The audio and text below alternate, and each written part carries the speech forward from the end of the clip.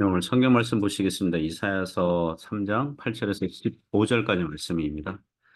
예루살렘이 멸망하였고 유다가 엎드러졌으면 그들의 언어와 행위가 여호와를 거역하여 그의 영광의 눈을 범하였습니다. 그들의 안색이 불리하게 증거하며 그들의 죄를 말해주고 숨기지 못함이 소돔과 같으니 그들의 영혼에 화가 있을진저 그들이 재앙을 자취하였도다. 너희는 의인에게 복이 있으리라 말하라. 그들은 그들의 행위의 열매를 먹을 것이며 악인에게는 화가 있으리니 이는 그의 손으로 행한 대로 그가 보응을 받을 것임이니라.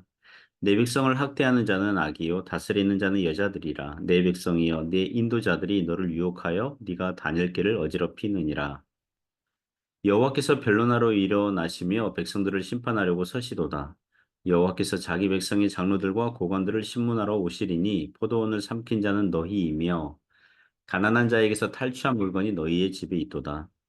어찌하여 너희가 내 백성을 짓밟으며 가난한 자의 얼굴에 맷돌질 하느냐? 주 만군의 여호와 내가 말하였느니라 하시도다. 아멘. 네, 오늘 설교 제목은 안색이 불리하게 증거하며 안색이 불리하게 증거하며 이런 제목으로 하나님 말씀 증거하겠습니다. 오늘 성경 말씀은 남왕국 유다 즉 구약 교회를 향한 하나님의 심판과 그 재앙의 예고 말씀입니다. 오늘 말씀에서 그들은 왜 심판을 받는지 그리고 하나님의 심판은 어떻게 의로운지에 대해서 설명하고 있습니다. 몇 가지 교훈으로 은혜를 나누고자 합니다. 하나님께 심판받는 이유는 하나님을 거역하였기 때문이죠. 사람이 하나님께 심판받는 이유는 하나님께 불순종하였기 때문입니다. 8절 9절에서 교훈합니다. 8절 보시면 예루살렘이 멸망하였고 유다가 엎드러졌으면 그들의 언어와 행위가 여호와를 거역하여 그의 영광의 눈을 범하였음이라고 합니다. 앞선 본문에서 하나님께서 구약교회가 의뢰하고 의지하는 것들을 다 제거하여 버리시겠다고 했습니다. 그것은 그들이 하나님 외에 주인 삼은 삶의 태도들이 모두 하나님께 불순종하고 있었다는 뜻이기도 합니다. 8절에서 예루살렘이 멸망하여 하고 유다가 엎드러지는 이유를 그들의 언어와 행위가 여호와를 거역하였고 그의 영광의 눈을 범하였기 때문이라고 합니다. 언어와 행위가 말하는 거, 행동하는 거, 모든 거죠. 그죠? 그 사람의 모든 것, 말과 행위, 언어와 행위가 여호와를 거역하였기 때문이다. 모든 언어와 이 행위들이 하나님께 불순종하는 그런 삶을 보여준 거죠. 영광의 눈을 범하였다. 하나님의 의로우신 눈으로 보실 때 다 범죄했다. 다른 번역서들을 보니까 존엄하신 하나님의 눈에 거슬렸다. 영광의 눈길을 무시하였다. 뭐 이런 식으로 번역한 것을 봅니다. 9절도 8절을 또 다른 측면에서 보충하는 설명이죠. 그들의 안색이 불리하게 증거하며 그들의 안색이 불리하게 증거한다. 이것은 그들의 얼굴이 아주 뻔뻔한 거죠. 회개하지 아니하려는 태도를 뻔뻔한 얼굴을 가지고 있다. 그 얼굴이 하나님의 법정에서 불리하게 증거하고 있다. 불리하게 작용하고 있다. 이런 뜻입니다. 그리고 그들의 죄를 말해주고 숨기지 못함이 소돔과 같으니 창세기 보면 소돔 도시의 죄악이 충만하고 관영해서 하나님에게 알려졌다. 죄가 차고 넘쳐서 숨길 수가 없다. 그런 뜻이죠. 예루살렘과 유다가 마치 심판받은 도시 소돔과 비슷하였다는 것입니다.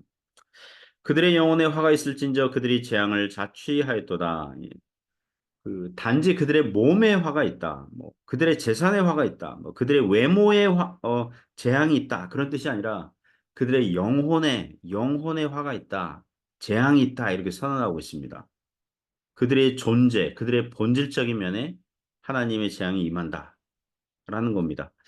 그리고 하나님의 심판이 오고 재앙이 오는 것은 그들이 재앙을 자취하였기 때문이다. 그들이 스스로 재앙을 불러들였다. 심판받기로 자처했다. 이제 그런 뜻이죠. 그 심은 대로 거둔다는 말씀이 생각나죠. 많은 부분에서 이 진리입니다. 요한복음 6장 27절에서 예수께서 말씀하시기를 썩을 양식을 위하여 일하지 말고 영생하도록 있는 양식을 위하여 하라. 이 양식은 인자가 너희에게 주리니 인자는 아버지 하나님께서 인치신 자니라.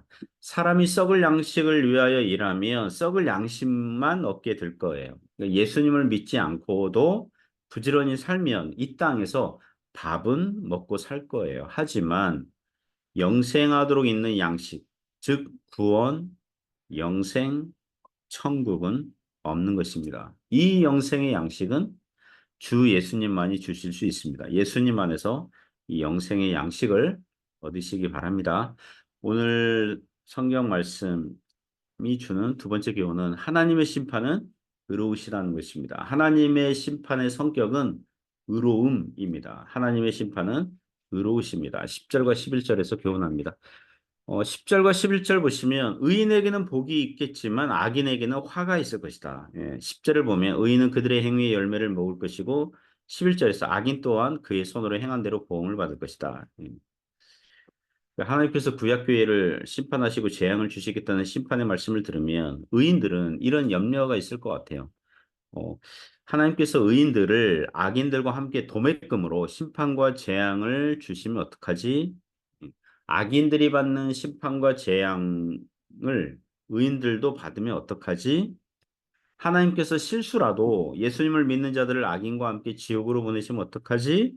이런 염려나 걱정이 있을 것 같습니다. 많은 시편의 내용들도 보면 의인들의 기도와 간구에도 불구하고 하나님께서 들어주시지 않으심으로 하소연하고 탄원하는 내용의 시편들이 많거든요. 하나님 언제까지입니까? 내 사정과 내 기도는 하나님께 받아들여지지 않는 것 같습니다. 나를 하나님께서 외면하시는 것 같습니다. 이런 시편의 내용들이 많이 있거든요. 하지만 한결같이 나중에는 시편 기자들이 고백을 하죠. 신실하신 하나님 노래하고 찬양하면서 그렇게 시편 마무리되는 그런 내용들이 많습니다. 그 많은 성도들이 그 난제, 어려워하는 게 있어요. 악인은 형통한데 의인은 고난받는 것에 대해서 놀라고 당황하고 의아하게 여기는 경우들이 많이 있습니다. 그러나 하나님께서 그런 의인들의 염려를 아신다는 듯이 10절에서 의인에게는 복이 있다 그랬어요. 하나님께서 예루살렘과 유다 왕국에 대한 심판을 내리시는 와중에도 의인들은 보호하시고 지켜주시겠다는 겁니다. 그러나 악인에는 화가 있다고 했어요. 하나님은 실수하지 않으세요. 후회하심이 없으십니다. 여기서 의인은 하나님의 은혜를 받아서 하나님의 말씀대로 사는 사람들을 얘기합니다. 자신이 죄인임을 알고 오실 자신의 죄를 대속하실 그리스도를 상징하는 대속제물과 중보자 제사장의 사역을 믿음으로 받아들이며 하나님의 용서의 은혜를 의지하고 말씀대로 살아보려고 애를 쓰는 사람, 그런 사람이 구약교회의 의인 성도들입니다.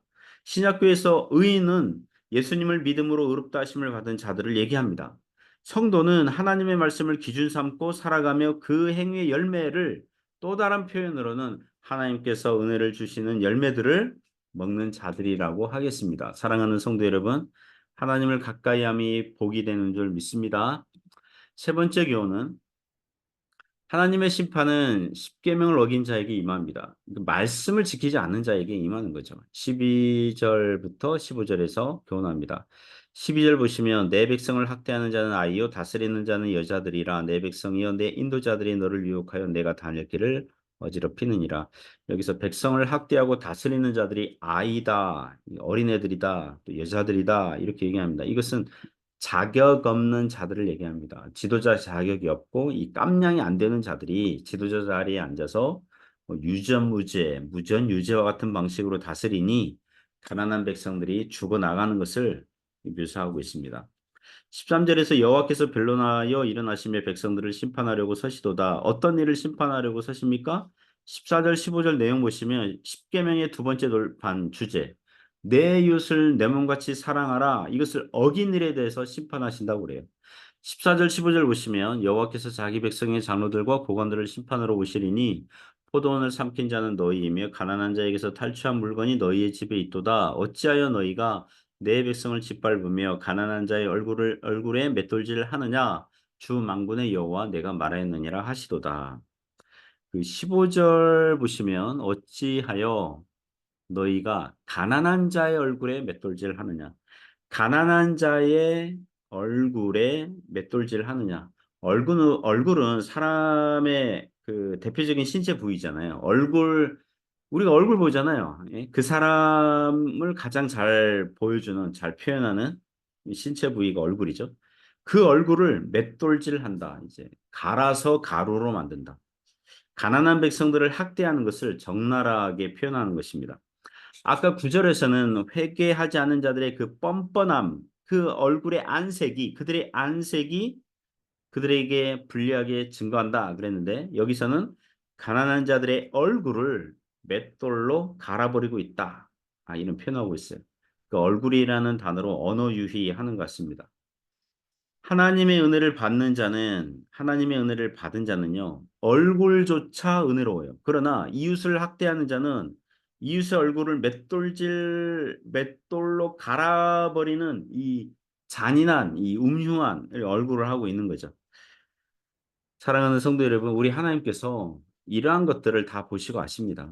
하나님께서 변론하러 일어나시며 백성들을 심판하려고 서시는 날 명명백백하게 다 드러날 줄 믿습니다. 우리가 이웃을 학대해서 내가 잘 되는 기회와 도구로 사용하지 말고 이웃을 사랑하고 섬기고 돕는 대상으로 여기시기를 바랍니다. 하나님께서 우리에게 이웃을 붙여주시는 이유는 성경적인 이웃은 나 이외의 모든 사람들이 이웃이에요. 여러분의 가족은 가까운 이웃이에요. 여러분이 사랑하고 섬겨야 할 가까운 이웃이에요. 원수도 이웃이에요. 그 원수조차도 우리가 하나님 앞에 신앙이 성숙되도록 하나님께서 주신 그런 기회예요. 예, 섬기고 사랑해야 할, 용서해야 할 그런 기회예요. 우리가 할 일은 하나님을 사랑하고 이웃을 사랑하는 것입니다. 우리의 언어와 행위가 하나님께 순종하고 하나님의 영광의 눈에 드는 영광의 눈을 기쁘게 해드리는 그런 삶이 되시기를 주님의 이름으로 축복합니다. 기도하겠습니다. 하나님 아버지, 우리의 언어와 행위가 하나님께 기쁨이 되는 또 하나님을 즐거워하는 또 하나님께 영광을 돌리는 그런 삶이 되게 하여 주옵소서. 우리의 얼굴색이 주님의 은혜를 받아서 어, 참된 기쁨이 있는 행복한 또 주님을 가까이 하는 거룩한 의지와 기쁨이 있는 그런 삶이 되게 하여 주옵소서. 예수님 이름으로 기도드립니다. 아멘.